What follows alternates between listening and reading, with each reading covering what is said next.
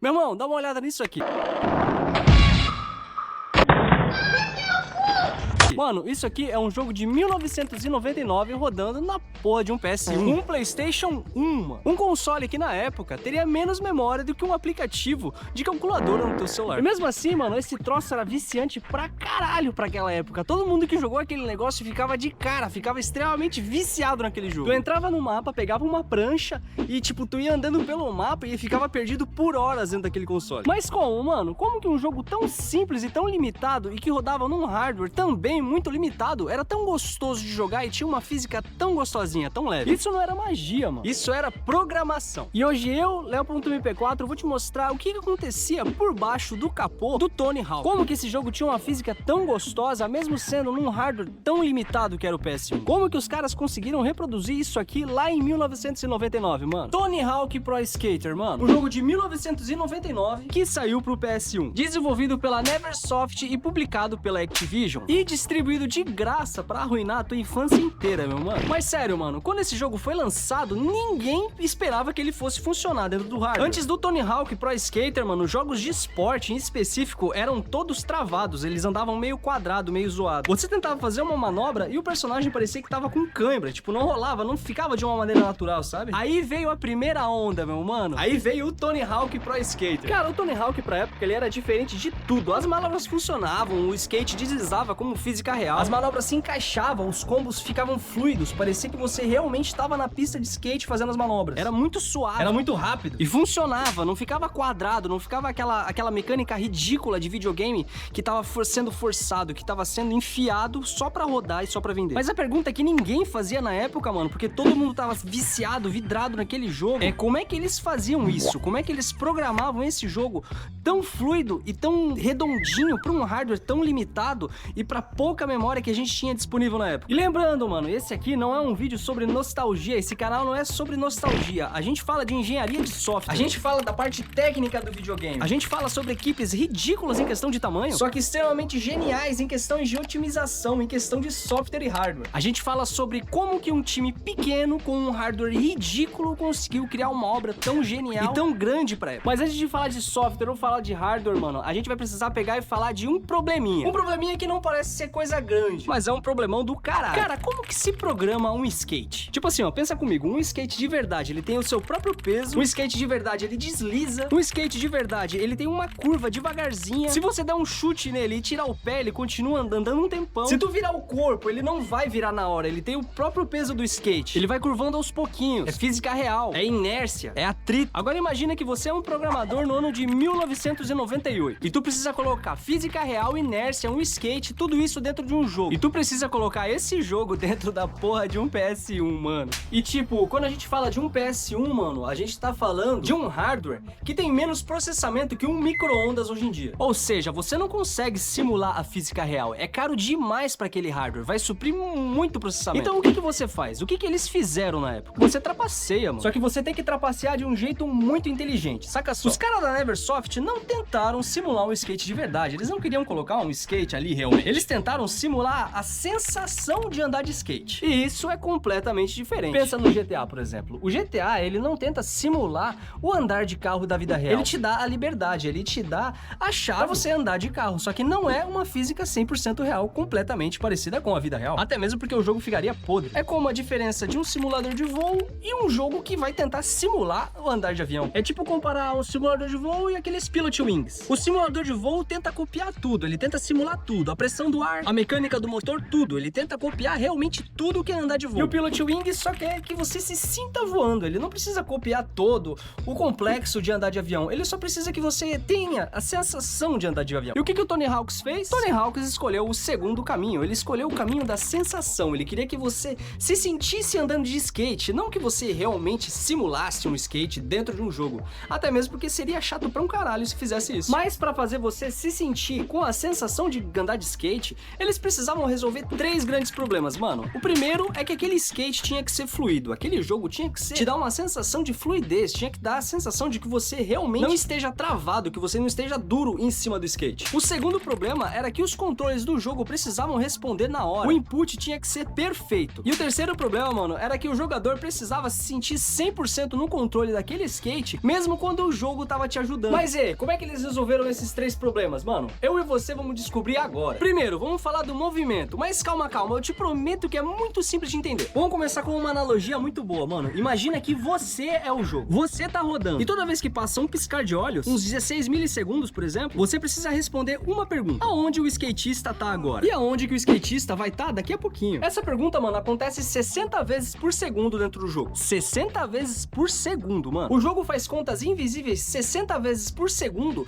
só pra descobrir aonde é que o jogador tá naquele momento. É como se você tivesse um assistente hiperativo do teu lado perguntando a cada segundo: ah, o jogador se moveu, o jogador apertou o botão, o jogador não sei o que, o jogador fez isso, fez aquilo, ele acelerou, tem parede na frente, tem alguma coisa aqui, tem, ele caiu. E você precisa responder esse teu assistente que tá te fazendo 1 bilhão de perguntas por segundo, mano, na velocidade da luz. Mas agora na prática, dentro do videogame, como é que isso aí funcionava de verdade? Como é que na prática funcionava dentro daquele software? Cara, o jogo guardava algumas informações sobre o skatista, né? Sobre o teu personagem dentro do jogo. Tipo, a posição, onde é que ele tá dentro do mapa, coordenada X, Y e Z, longitude, latitude e altura, e ele também guardava a direção que você tava indo, ou seja, onde é que o teu bonequinho tava apontado. E toda vez que você apertava o botão, ou seja, toda vez que você acionava o input dentro do jogo, o jogo ele mudava essas coordenadas, o jogo mudava essa numeração dependendo do botão que você apertou. Apertou pra ir pra frente, a velocidade aumenta. Soltou todos os botões dentro do jogo, mano, a velocidade do teu skate, ou seja, do teu skatista, diminui aos poucos e o atrito fala mais alto, ou seja, o jogo ele simula o atrito, o jogo ele simula uma parte da física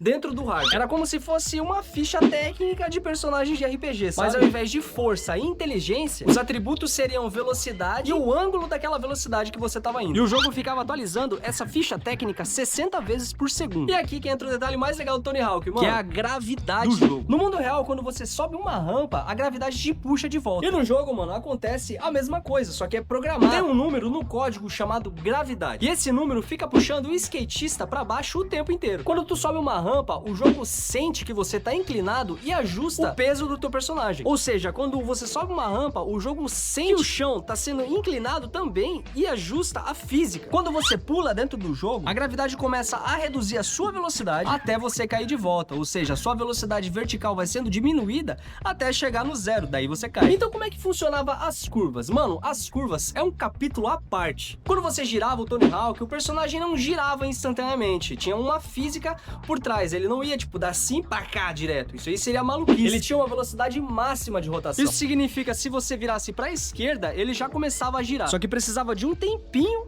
pra ele fazer a curva. E era isso que dava a sensação de que o personagem tinha peso, que aquele skatista realmente tinha massa. Só que, e se você batesse numa parede dentro do Tony Hawk Pro? Colisão, mano. Esse é um dos problemas mais difíceis dentro dos jogos 3D. Como que o jogo sabe que você bateu em uma parede? Imagina que cada objeto no mapa, mano, é uma parede invisível. Chão, caixa, rampa, tudo isso, mano, é uma parede invisível, só que tá naquele formato de parede, de caixa, só pra deixar o jogo mais bonito, pra deixar o jogo mais style, tá ligado? E também pra colocar você dentro da imersão daquele jogo. Só que o jogo, ele não vê gráfico bonitinho. O jogo, ele não vê aqueles gráficos que ele deixou você ver. O jogo, ele vê um montão de parede invisível. E toda vez que o skatista entra em contato com uma parede dessa, com uma velocidade alta, pum, existe uma colisão detectada. Ou seja, você caiu de boca no chão, ou você bateu de cara numa parede, ou tu caiu com muita força no chão em uma posição que não era favorável. Toda vez que você entra em contato com uma dessas paredes visíveis, mano, o jogo ele tem 3 escolhas. Ou ele te para, ou ele te empurra, ou ele te faz escorregar. E no Tony Hawk, mano, as caixas de colisão eram feitas mão a mão e mapa por mapa, mano. Era trabalhoso, era lento, só que era muito necessário para economizar e otimizar hardware. E também, se a colisão falhasse, ou seja, se não tivesse uma caixinha ali moldada onde é que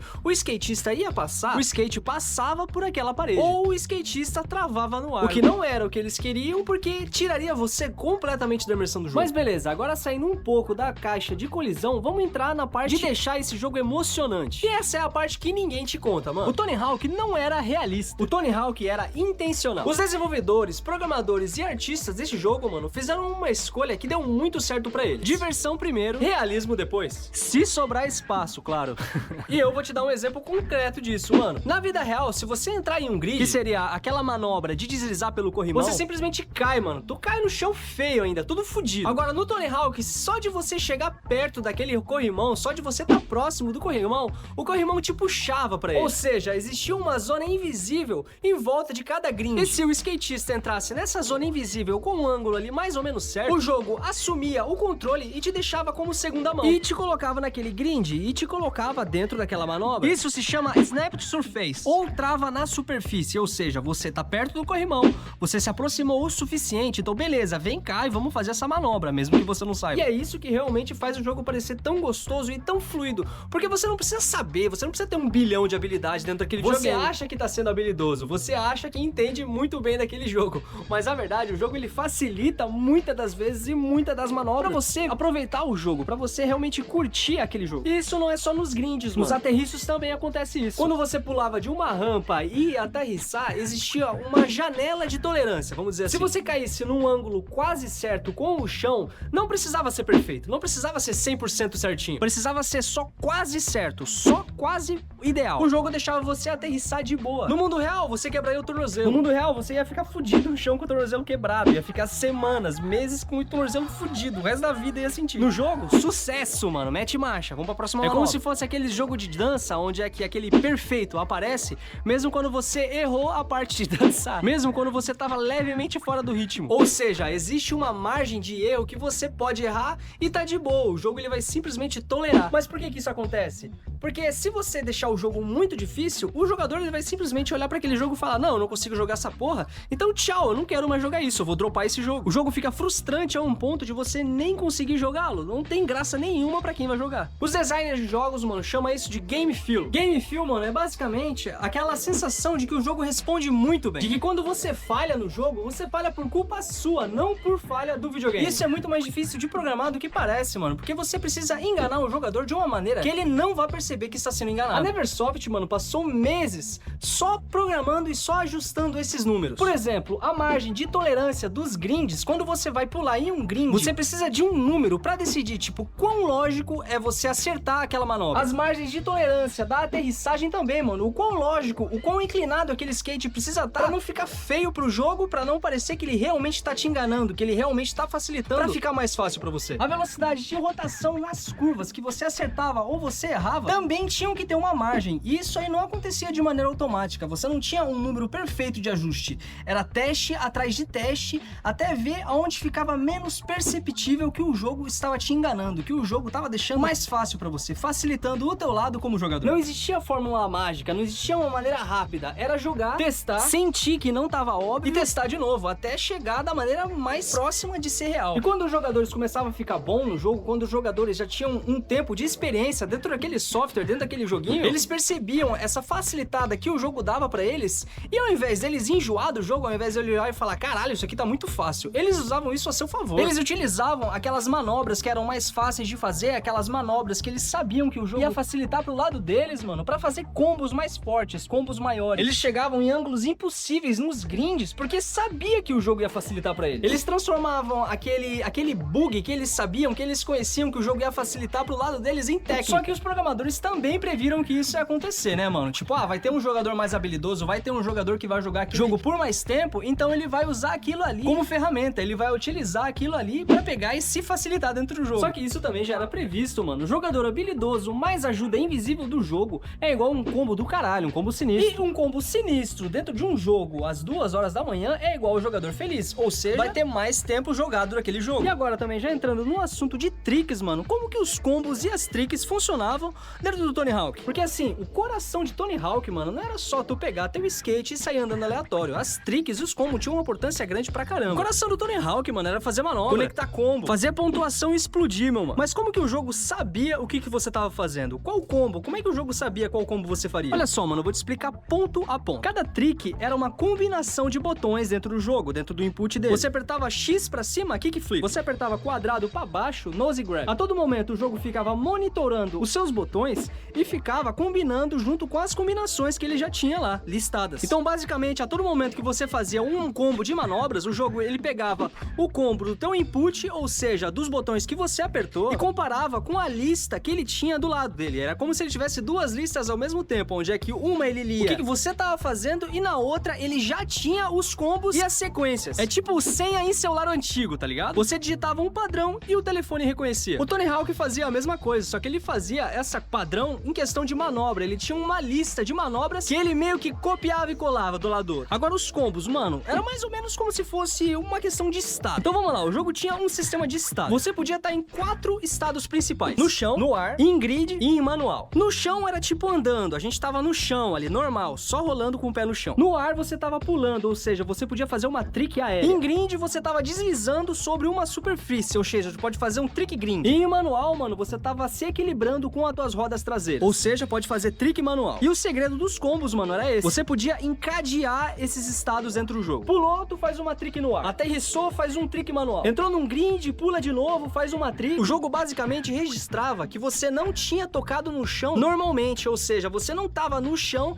depois tu fez uma manobra. Você saiu do ar e você continuava no ar enquanto ainda estava fazendo uma manobra. Mas não era só isso, mano. Cada trick tinha um multiplicador. E cada trick que você adicionava no combo aumentava esse multiplicador. E cada trick que você adicionava esse combo, mano, aumentava e multiplicava esse multiplicador. Ou seja, a primeira trick era x1. 2 tricks em combo já eram x2. 3 tricks eram x3. E assim por diante, mano. E isso dentro do jogo, mano, criava uma matemática meio que contínua e multiplicadora que fazia você se viciar naquela bomba. Era uma matemática perversa e extremamente viciante pra aquela época, pra 1999. Uma única trick valia, sei lá, 100 pontos. Mas 3 tricks em combo com o multiplicador x3 valiam uns 900 pontos. Não é 300, não é 200, é 900 pontos. Porque cada trick multiplicava o total, não só adicionava. É como os juros compostos, tá ligado? Você lembra lá na quinta série quando tava aprendendo aquela porra? Só que é mais legal, é mais divertida, com skate quebrando o pé. E esse sistema, mano, criou algo que a Neversoft não esperava nem aqui, nem na casa do chapéu. Esse sistema criou uma curva de aprendizado meio que natural. Por exemplo, tem um jogador novo, ele chega no jogo, ele pega e faz 100 mil pontos. Tem um jogador novo, ele chega no jogo, ele vai lá e faz 10 mil pontos. Mas o jogador veterano, ele descobria combos diferentes, ele fazia a parada de uma maneira diferente que o jogador novato faz,